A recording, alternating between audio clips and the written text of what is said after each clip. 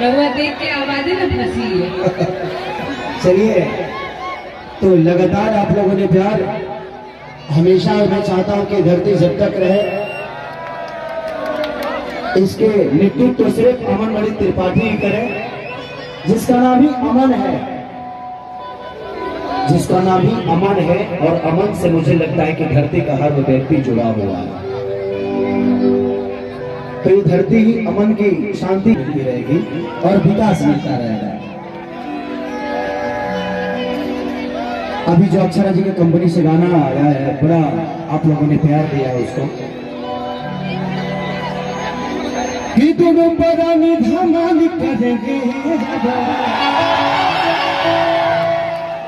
कि दोनों परानी धमाल करेंगे, होली में मिल के बवाल करेंगे। तो इनके चैनल को भी आप सब प्यार दीजिए। और ये गाना आज मेरा सारे गाना हम भोजपुरी से छूटा है, शायद आप लोग सुनेंगे तो बड़ा मजा आएगा। कि अपन परवल के ले तारू शहर पिया तो हमारा बैंगन के दाम देव। तो आज ही छूटा है, आप सबको जरूर प्यार मिलेगा, आशीर्वाद मिलेगा। दिखाओगी देवी के द्वारा दूसरे।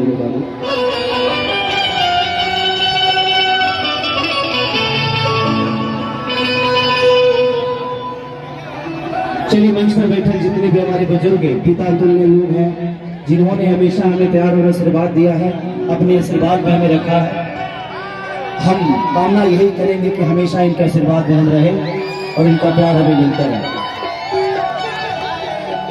कि माटी के मूर्ति से तकली मुस्ताई के 1 2 3 4।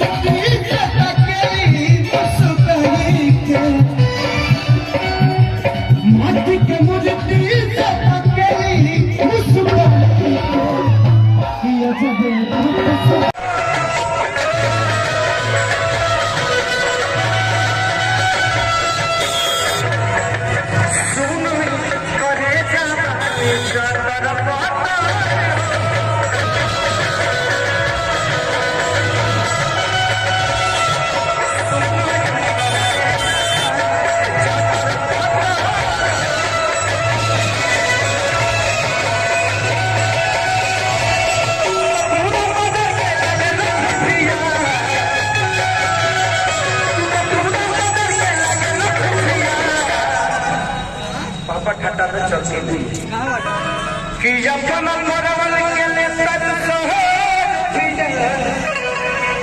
कि अपन परवल